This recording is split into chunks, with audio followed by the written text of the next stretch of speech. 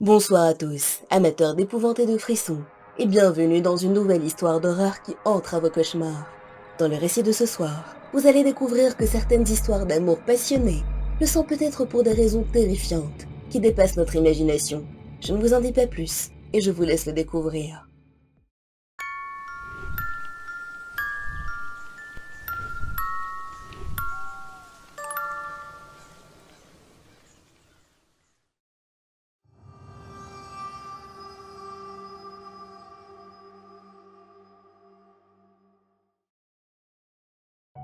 Je suis amoureuse de lui, obsédée par lui.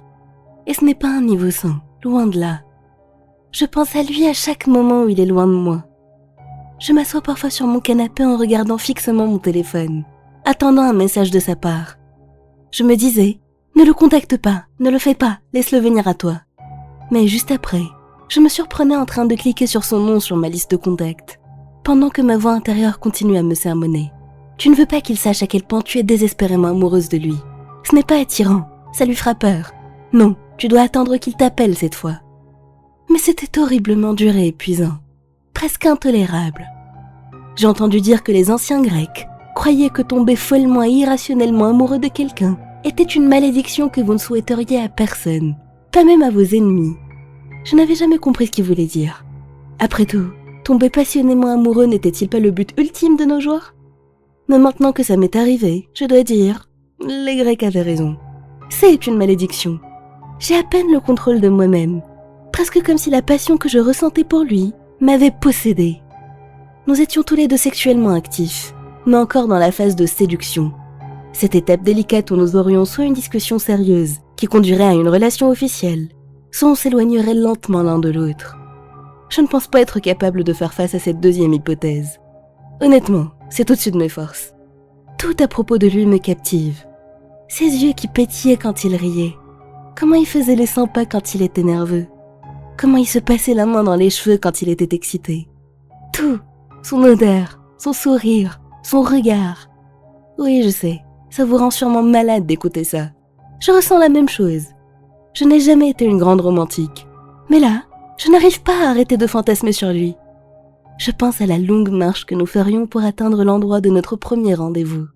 Depuis ce premier baiser, surplombant les lumières de la ville. Mais cette fois, il se mettrait à genoux, sortirait une bague et vous connaissez la suite. D'accord, j'ai compris, j'arrête. Oui, c'est un garçon que je ne connais que depuis quelques mois. Je ne devrais pas déjà penser au mariage, je le sais. Je suis juste incapable de me contrôler. J'ai l'impression de perdre le pouvoir sur les décisions que je prends. Ce qui m'amène à pourquoi je vous raconte tout ça. Ça a commencé avec la première chose qui m'a troublée à son sujet. Nous n'avons jamais passé une nuit entière ensemble. Peu importe à quel point il restait tard, dès que l'un de nous montrait des signes de fatigue, il se levait pour partir. Il ne partait pas de manière maladroite ou gênée ou en colère. Juste un bisou, un bonne nuit et un sourire en me disant de l'appeler très vite. C'était quelque chose qui ne m'avait pas fait tilter les premières fois où il l'avait fait. Mais après presque 8 semaines de relation, cela devenait étrange. Je devais lui poser la question. Il m'a fallu boire presque une bouteille entière de vin avant de trouver le courage de le faire. Il a baissé les yeux quand je lui ai posé la question, gêné. Je savais que cette discussion finirait par arriver.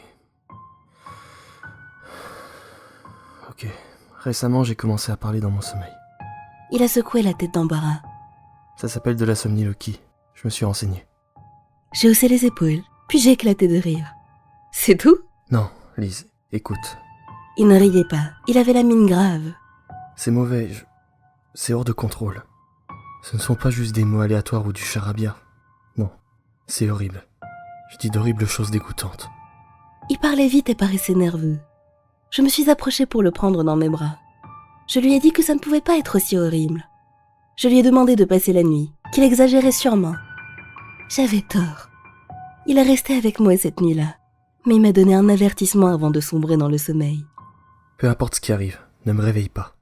Ça me rend paniqué et désorienté si ça arrive. Et ne me réponds pas. Ignore-moi, c'est tout. J'ai hoché la tête. Si ça devient trop dur à supporter, juste quitte la chambre et va dormir sur le canapé. Je le prendrai pas mal. Je lui ai dit de ne pas s'inquiéter, que ce ne serait pas un aussi gros problème qu'il semblait le croire. Je lui ai dit que je ne quitterais pas le lit, que je resterais à ses côtés. Mais j'avais tort. Je n'ai même pas pu tenir une seule nuit. On s'est tous les deux endormis sans incident. Je ne sais pas combien d'heures sont passées, mais je me suis réveillée dans le noir avec l'impression que quelqu'un m'observait. Puis je me suis souvenue. Il était avec moi. Il passait vraiment la nuit avec moi. J'ai souri. C'est alors que j'ai remarqué sa silhouette. Il était assis sur le lit. Il me regardait. Il me fixait. Ça m'a mise mal à l'aise, je l'avoue. Sa posture était complètement différente. On aurait dit que ce n'était pas la même personne. Puis il a parlé. Ce n'était pas sa voix que j'ai entendue. Elle était beaucoup plus grave, creuse. Une voix tout droit sortie d'un film d'horreur. Je vais mâcher la peau de tes os. Je me suis figée, mon cœur loupant un battement. Au début, je l'ai juste regardé. Ce n'était pas du tout ce à quoi je m'attendais. Je pensais que ce serait quelque chose de similaire au syndrome de la Tourette. Des cris et des insultes sans aucun sens. Mais là, j'ai très sincèrement pensé, qu'est-ce que je vais faire s'il m'attaque ? Qu'est-ce que je vais faire s'il essaye réellement de m'arracher la peau pour la mâcher ? Puis il s'est rallongé et s'est rendormi. J'étais effrayée. J'ai essayé de me rallonger et de l'ignorer, mais en vain. Je ne pouvais même pas fermer les yeux sans penser qu'il était peut-être de nouveau assis à me fixer. Puis je me suis retournée pour le regarder, et il l'était. Mon cœur a failli s'arrêter. Son visage était pressé contre le mien. Son haleine était nauséabonde, pourrie. Ce n'était pas normal. Si tu ne bouges pas au canapé, tu seras morte le matin venu. C'était tout ce qu'il fallait pour m'enfuir au salon. Il a émis une sorte de sifflement quand j'ai quitté la pièce.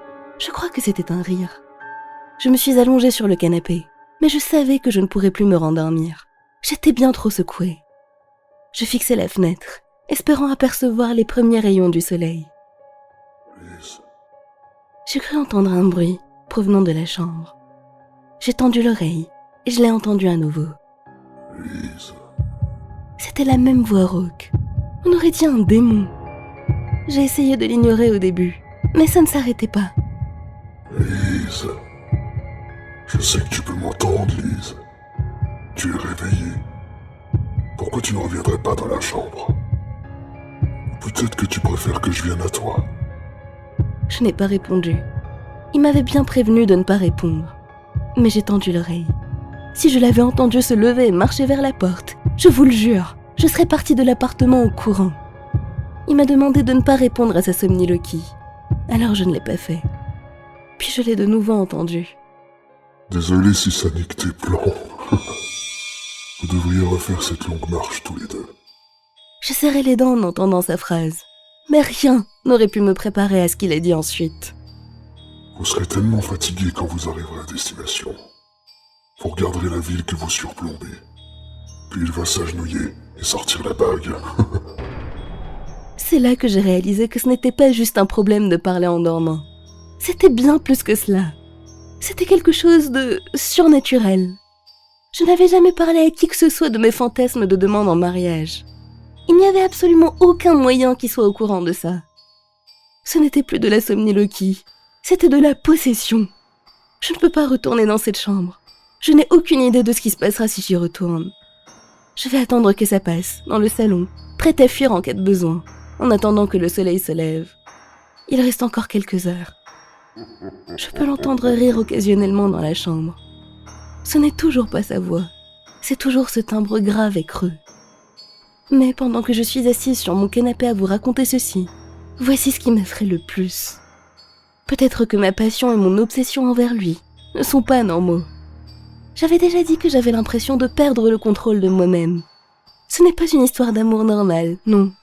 J'ai bien peur que tout cet amour que je ressens ne soit autre que l'entité prenant lentement le contrôle. Elle contrôle mes pensées, mes peurs, mes ambitions et mes insécurités. Peut-être qu'une fois que je serai complètement absorbée, un transfert se produirait, et elle prendrait possession de mon corps à mon tour. Je sais que je dois partir, que je dois ouvrir la porte, atteindre ma voiture et conduire loin d'ici. Mais je ne peux pas. Je ne peux pas le quitter. J'ai déjà perdu le contrôle. Je suis amoureuse de lui. Follement amoureuse.